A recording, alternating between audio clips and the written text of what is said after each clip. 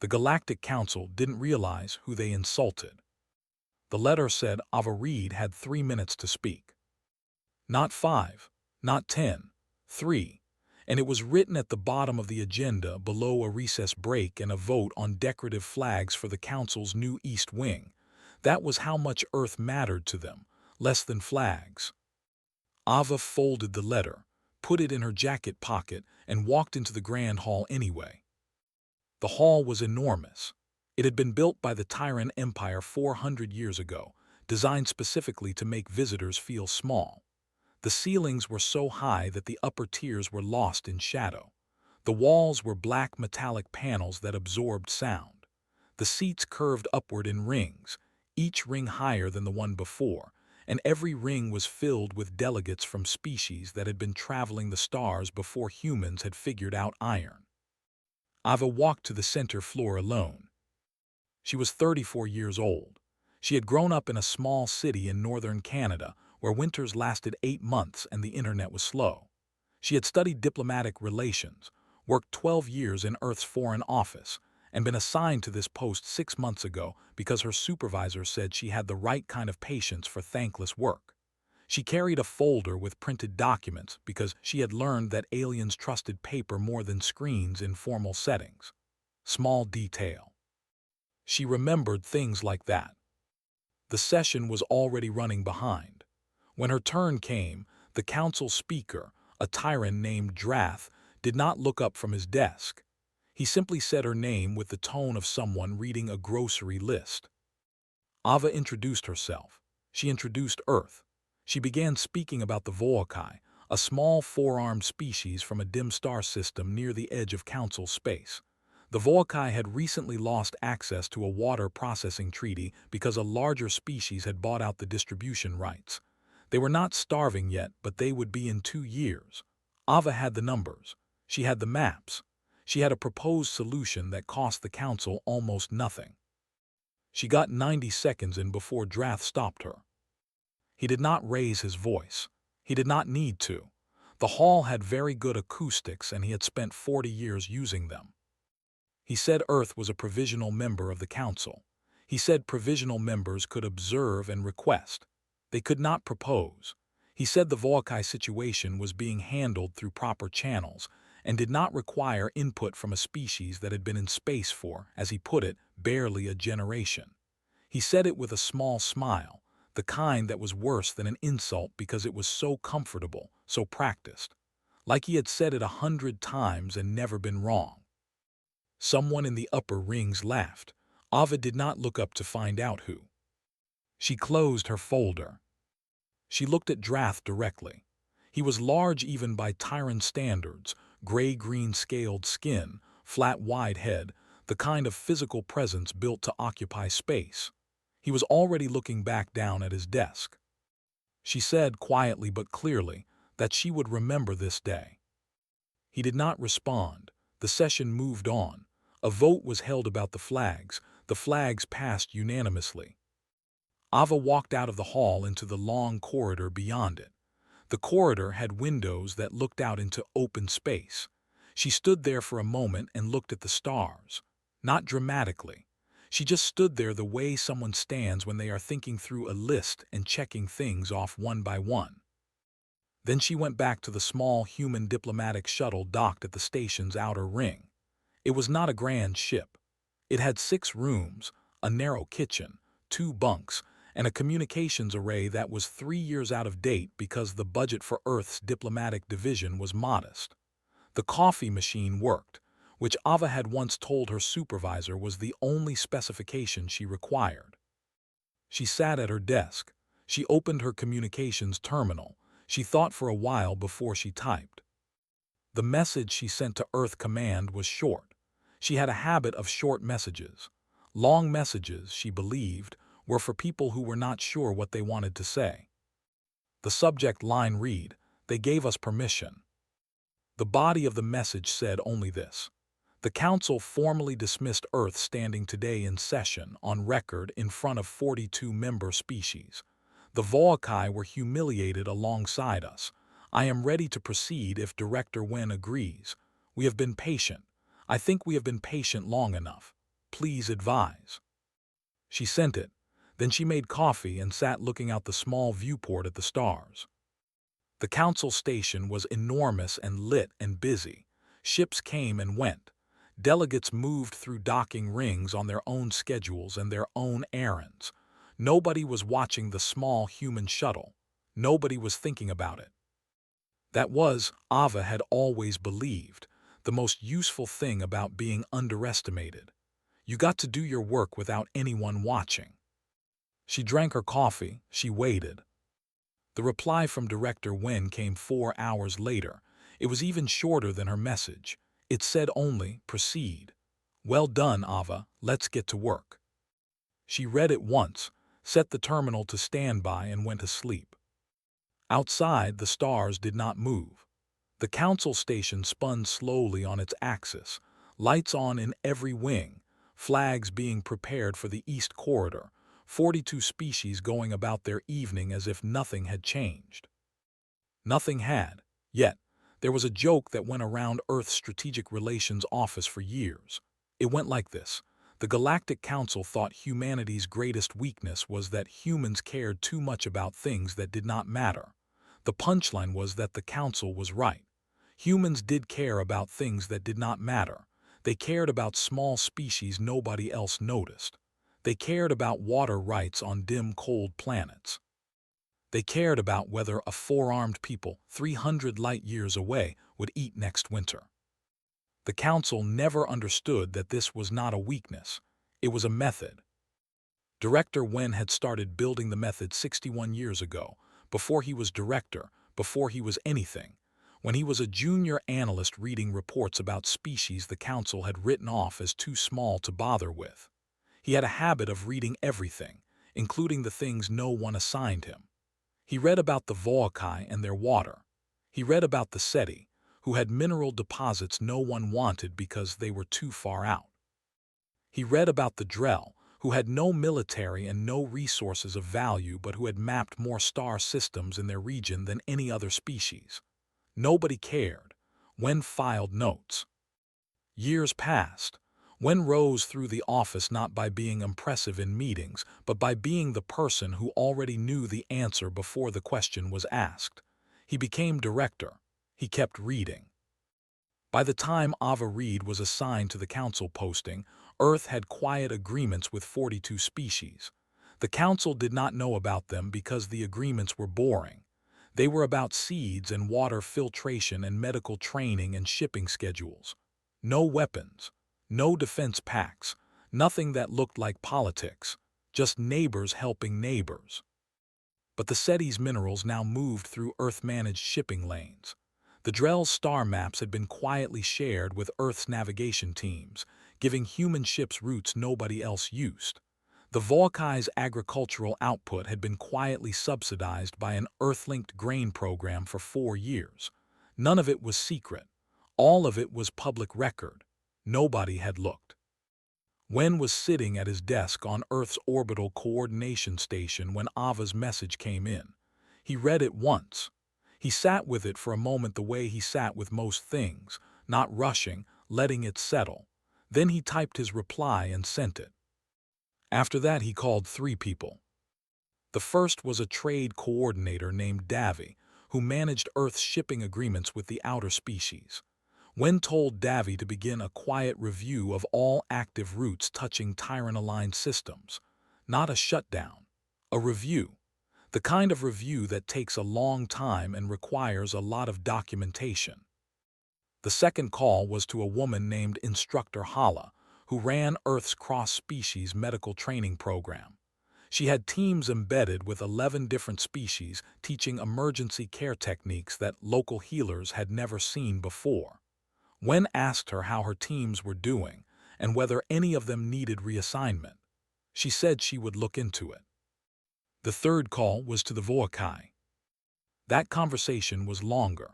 The Volkai's head of foreign affairs was a small being named Ori, with pale blue skin and the careful speech of someone who had spent a lifetime being very precise about words so that larger species could not twist them.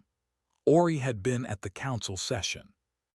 Ori had heard Drath's dismissal of both the Volkai and Earth at the same time.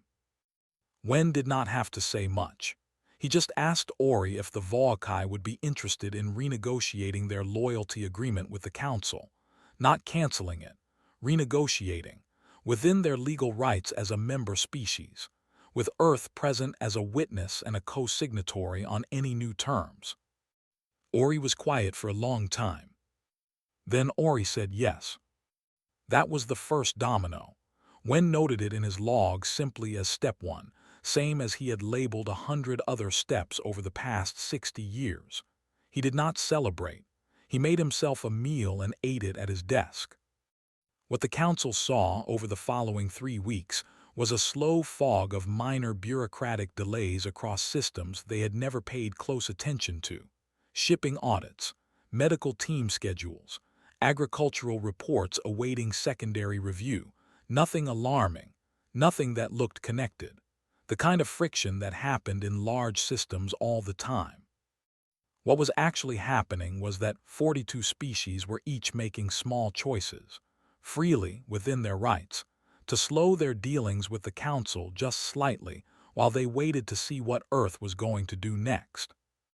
Wen looked at the star map on his wall every morning. Each small slowdown was a dot. Individually, the dots meant nothing. Together, when you knew where to look, they formed the shape of something enormous and patient that had been growing for 60 years. He had one rule he had kept his whole career: never build a weapon, build a relationship instead. Weapons could be destroyed. Relationships were harder to undo. He looked at the map and thought about Ava standing alone in that hall with her folder and her 3 minutes. He thought they were ready. Goss noticed it first in the shipping numbers. He was not supposed to be looking at shipping numbers. His assigned work was Council attendance records, which was one of the least important jobs in the Tyrant delegation, and everyone knew it. But Goss had a habit of pulling adjacent data when he was bored, and he was bored most of the time because attendance records were, as he had once written in his private notes, a monument to pointlessness. The shipping numbers showed a pattern he could not explain. Routes through 3 outer systems had slowed by between 8 and 12% over the past 3 weeks. Not stopped, not rerouted, just slower in the way that bureaucratic reviews made things slow. Each system had its own official reason. An audit here, a staff rotation there, a documentation requirement that had apparently been overlooked for years and was now being corrected. Separately, each delay was unremarkable. Together, they formed something that made the back of Goss's neck feel strange. He pulled more data. He went back 6 weeks, then 3 months. He looked at which species were affected, which shipping lanes, which trade agreements touched those lanes. He found a name that appeared at the edge of almost every connected agreement, quietly, never at the center, always as a minor co-signatory or a listed observer. Earth. Goss leaned back in his chair and looked at the ceiling. He thought about the human woman from the Council session 3 weeks ago. He had been in the upper tier far back when Drath cut her off. He had not laughed when the others laughed. He was not sure why. Something about the way she closed her folder had bothered him. It was too calm. People who had just been embarrassed in public did not move that way. They either got loud or they got small. She had done neither.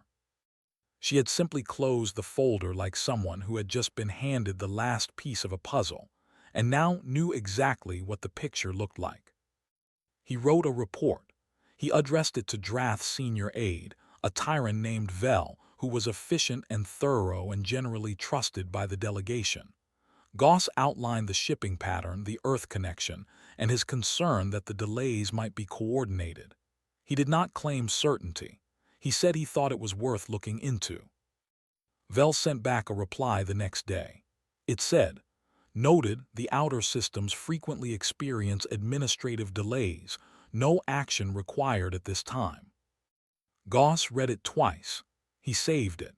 He kept his own copy of his report and filed it in his personal records under a label that just said "Watching." Meanwhile, Ava had returned to the Council station. She was not alone this time. She arrived with 2 other human diplomats, a quiet older man named Prax who specialized in resource law, and a younger woman named Soli who had spent 4 years working with the Drell on their mapping programs. The three of them moved through the station without fanfare, making appointments, attending minor subcommittee sessions, being politely present. They wore the same plain Navy uniforms. They were friendly to everyone they met. They brought small gifts for the staff of every delegation they visited. Nothing valuable, just small packets of earth spices, which turned out to be so unusual and pleasant-smelling that half the station's administrative workers were quietly delighted by them. This was not accidental. Soli had specifically researched which earth spices were safe and enjoyable for each species they would encounter. It had taken her 2 weeks to compile the list. The Tyran delegation received nothing, because Tyran olfactory nerves processed earth spice compounds as mildly irritating. Ava had looked that up too. In the 3rd week, the Volkai formally submitted a renegotiation request to the Council. It was a legal document, entirely within their rights, requesting a review of their loyalty contribution rates. The request cited changes in their agricultural output, their current water access limitations, and a new clause they wished to add regarding independent trade review rights. Drath reviewed the request personally. His reaction was irritation rather than alarm. Species renegotiated minor terms occasionally. It was friction, nothing more. He assigned it to a mid-level clerk for standard processing, which meant it would sit in a queue for about 4 months. He did not notice that Earth was listed as the witnessing party on the renegotiation documents. He did not notice because witnessing parties were almost never relevant. They just signed. They had no actual power in the process. That was true under normal council law. What Drath did not know, because it was in a subclause of a trade agreement from 30 years ago that nobody had read recently, was that a witnessing party on a loyalty renegotiation had the right to request a secondary review of the renegotiation timeline if the primary review exceeded 90 days without a decision. That right was buried in 12 pages of procedural text. Prax had found it 2 months ago and had read it to Ava over a meal, smiling the quiet smile of a man who had spent 30 years looking for exactly that kind of thing. The clerk assigned to the Volkai file moved it to the bottom of the queue. The calendar began counting. Goss added a new entry to his private file that evening. It said, "Earth is not reacting. Earth is waiting. There is a difference, and I do not think anyone here understands it yet." He sat for a while after writing it. Then he added one more line. "I am not sure I understand it fully either, but I think I should try. 2 trade agreements collapsed on the same day. Not slowly, not with warnings. They simply stopped being honored because the species on both ends had exercised their legal right to suspend participation pending a formal review of terms. Both species cited the same obscure procedural clause. Neither species had ever used it before. Neither species was in contact with the other, at least not officially." Drath was pulled out of a private dinner to be told about it. He stood in the corridor outside the dining hall in his formal robes and listened to the summary. Then he asked which species were involved. When he heard the answer, he asked, with studied patience, whether either of them had any recent contact with Earth's delegation. His aide checked. Both of them had received appointments with Ava Reed's team in the past 3 weeks. Standard diplomatic courtesy calls. Nothing on record beyond a general trade discussion and, in one case, a small gift of spices. Drath called an emergency session for the next morning. The hall filled faster than usual. There was a different energy in it, the kind that moves through a crowd when something has happened that nobody quite understands yet. Delegates whispered to each other in corridors. The Seldry representatives, who were old enough to remember several previous periods of council instability, sat very still and watched everyone else. Ava arrived with Prax and Soli. They took their seats in the provisional members section, which was at the far left of the floor, slightly below the main area. With smaller chairs that were technically the same as the others but somehow always felt lesser, Ava had never mentioned this to anyone. She had noted it on her first day and moved on. Drath opened the session by presenting the two collapsed agreements as evidence of coordinated disruption. He used that word, disruption. He looked at Ava when he said it. She met his eyes and said nothing. He formally asked the Earth delegation to explain their contact with the two species involved. Ava stood. She explained clearly. Earth had met with those species as part of a routine outreach program. All meetings were logged and available for council review. The topics discussed were general trade interests, Earth's open grain access program, and long-term shipping route planning. She had the meeting logs with her if the council wished to see them. Drath said he wished to know if Earth had advised those species to invoke the suspension clause. Ava said no. She said Earth had discussed legal rights available to all member species under council law. Explaining legal rights was not advising. It was information sharing. She asked if the council objected to member species knowing their own rights. The room was very quiet. Prax stood and placed a data document on the floor display, which was the formal method of entering evidence into session. It showed a complete timeline of Earth's meetings over the past 6 weeks, every appointment, every topic logged, every gift of spice noted by type and recipient. It showed that Earth had met with 31 different species. It showed that 14 of those species had, independently in the same period, begun reviewing their council agreement terms. Ava said she wanted to be honest with the council. Earth had not organized any of this.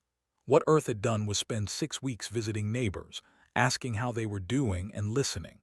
What the council was seeing was what happened when small species were listened to for the first time in a long while. They started using their rights. She said that was not disruption.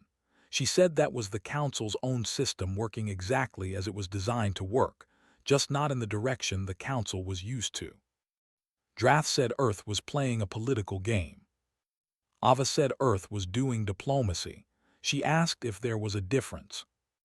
An older Seldry counselor named Paro made a sound that was not quite a laugh. She covered it quickly. Drath said the council was prepared to consider trade sanctions against Earth, pending a formal investigation. Ava nodded as though this was reasonable. Then she said that before the council proceeded, she had a formal request to enter into the record. She wanted the dismissal of Earth from the session 6 weeks ago entered as an official council action with a formal acknowledgement. And she wanted the Voakai renegotiation completed within 30 days, with a seat on the lower advisory council as part of the new terms.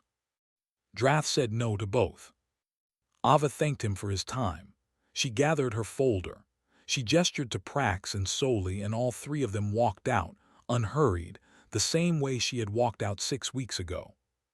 The session continued without them, but nothing was decided. The two collapsed agreements remained suspended. No sanctions were formally filed because 3 council members quietly indicated they would not vote for sanctions at this time. Back on the human shuttle, a message was waiting, then another, then 12 more over the following 4 hours. Each was from a different species requesting formal diplomatic representation through Earth's delegation. By midnight station time, the count was 14. Soli read each one and updated a list on her screen. When she showed it to Ava, Ava looked at it for a moment and said quietly that they were going to need a bigger office. Prax, sitting across from her with a cup of something warm, said he had always wanted a window. Ava sent a message to Wen. It said 14 in one night. The council refused both requests. They may try sanctions. I do not think they will succeed. Please prepare the next phase. We are going to need more staff. Wen's reply came within the hour. It said, I expected 12. 14 is better than I hoped. Staff are already on the way. The report appeared on public channels without a name attached to it. It was 41 pages long and written in clear, careful Tyrant official script, which meant anyone in council space with a standard translation module could read it. The title was, They Were Never Soft. They were waiting for us to give them a reason. Goss had spent 3 weeks writing it. He had not slept well in most of those 3 weeks. He had written it in his personal quarters after his shift, on a device that was not connected to the Tyrant delegation's network. He was not a journalist. He was not a rebel.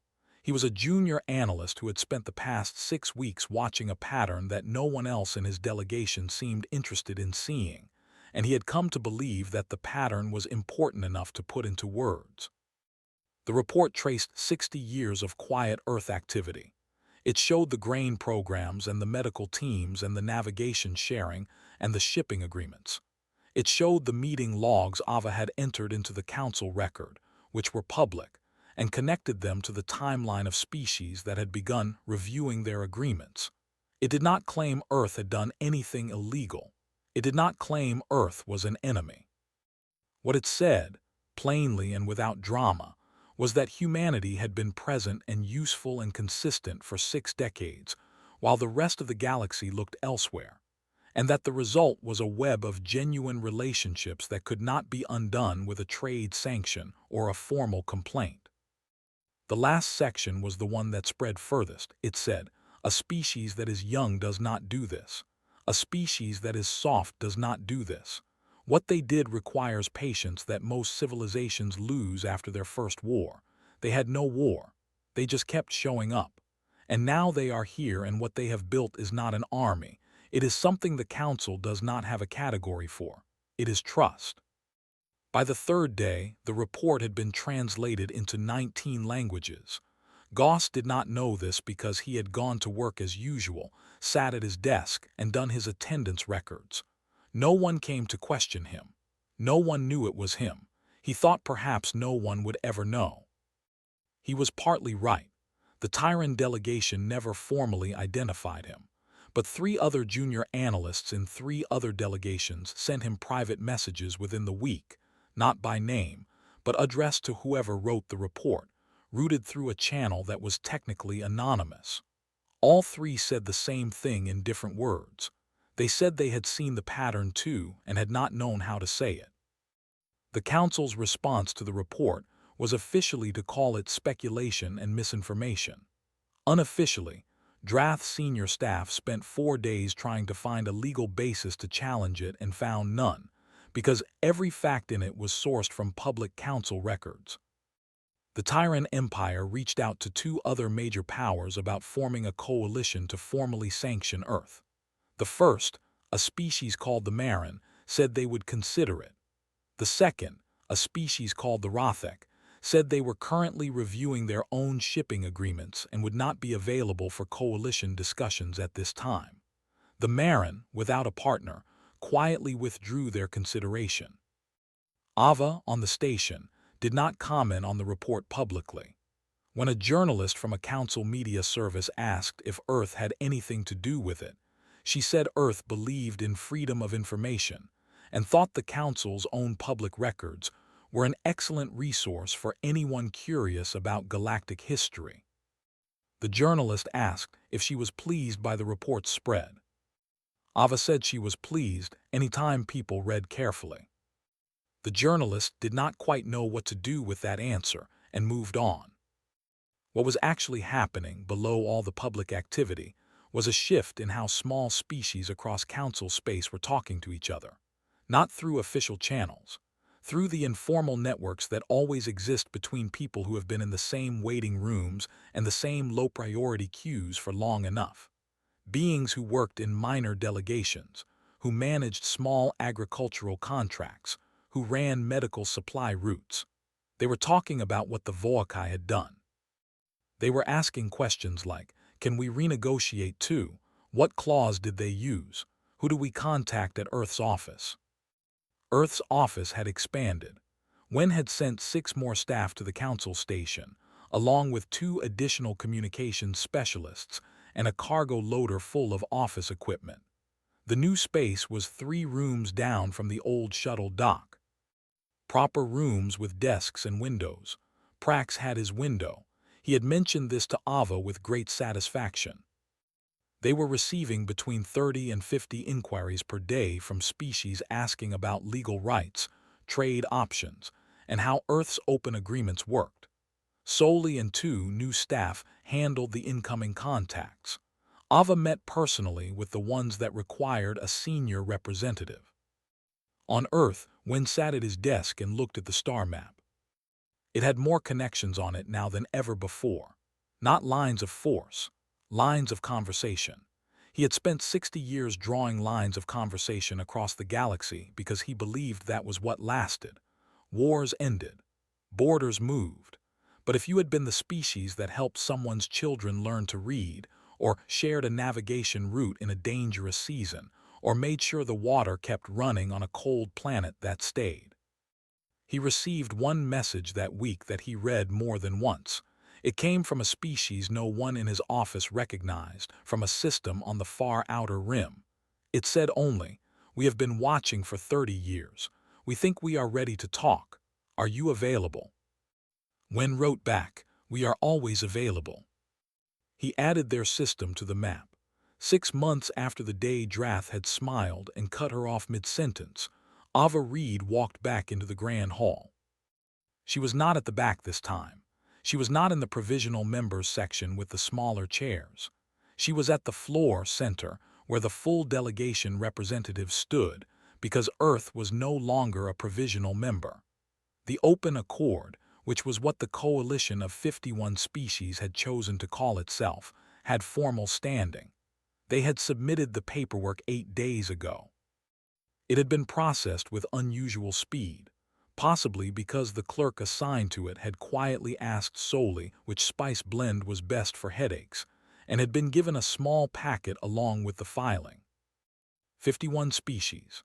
Some were small, like the Voakai, who stood in the second row with their 4 arms folded, pale blue skin bright under the hall lights, looking more composed than they had any reason to expect to look 6 months ago.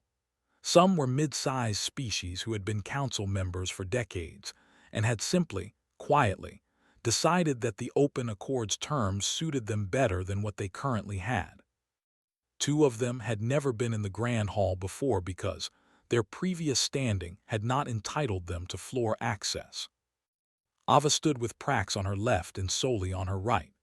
Behind them, the 51 representatives stood in loose rows, varied in shape and size and color, none of them arranged by rank or species or age, which was the Open Accord's only formal protocol rule. No hierarchy in how you stand. It had taken 10 minutes of gentle shuffling to arrive at this arrangement, and it looked, Ava thought, exactly right. Drath was not present. He had submitted his resignation from the council speaker position 11 days ago, citing personal health reasons. Everyone accepted this explanation publicly. Nobody believed it privately. His replacement was a tyrant named Sar, who was younger, quieter, and had already sent a private message to Ava's office requesting an informal meeting at a time of her convenience. Ava had replied that she was available most mornings, and that she preferred tea to formal agendas if Sar was open to that. The vote that morning was on 2 items. The first was the formal entry of the Open Accord into the council record as a recognized bloc with full speaking and voting rights. The second was the Voakai's council seat, which had been the original request from 6 months ago that Drath had refused. Both passed. The first vote was not close. 31 in favor, 8 opposed, 9 abstaining. The 8 opposed were all tyrant-aligned species. The 9 abstaining were species that were watching carefully and had not yet decided which direction felt safer long-term. Ava noted the 9. She would be making appointments with all of them in the coming weeks, not to pressure, just to talk. The second vote was close. 24 in favor, 22 opposed, 6 abstaining. The Voakai seat passed by 2 votes. Ori, the Voakai's head of foreign affairs, stood in the 3rd row and did not move when the result was announced. But Ava was close enough to see Ori's large reflective eyes go bright in a way that she had learned, over the past months, was how Voakai showed a feeling they did not have a word for in common speech. The closest translation was something like, "I did not believe this was possible, and now I have to reconsider everything I believed." After the session ended, the old Seldry counselor Paro came to the floor. She was small and very old, wrapped in silver robes that had been adjusted many times over decades. She had been on the council longer than most species in the hall had been spacefaring. She stood in front of Ava and looked at her for a moment. Then she said she had one question, if Ava did not mind. Ava said she did not mind. Paro said, "How do you stay patient for so long without becoming bitter?" Ava thought about it. She thought about Wen and his 60 years of reading reports no one assigned him. She thought about Prax and his 30 years hunting legal subclauses in documents nobody else finished. She thought about solely memorizing which spices were safe for which species because details mattered. She thought about the 42 neighbors who had each made small choices, quietly, out of something that was not strategy but something closer to memory. The memory of being helped. The habit of passing it on. She said, "I do not think we were patient. I think we were just busy." Paro nodded slowly, as though this was either the simplest or the most complicated answer she had received in 90 years of council work. Then she said, "I think I would like to meet Director Wen one day." Ava said she thought Wen would like that very much. Paro went back to her seat. The hall was emptying, delegates moving in groups, conversations starting that would continue into corridors and meeting rooms and eventually into official filings and new agreements. The open accord representatives drifted toward the exits in ones and twos, not in any formation, just people who had somewhere to be. Ava sent one final message to Earth Command before she left the hall. The subject line read, "Tell when it worked, time to get to work." She did not wait for a reply. She already knew what it would say. Outside the hall, in the long corridor with the star-facing windows, Ori fell into step beside her. They walked together quietly for a moment. Then Ori said, in careful common speech, "We have an old word. It is for the feeling when someone does a thing they did not have to do and it changes the shape of your life." Ava said she did not know that word. Ori said, "It does not translate well, but you should know that we have it, and that today it applies." They walked on. The stars outside the windows did not move, but something in the space between them felt, to anyone paying attention, quietly and permanently different.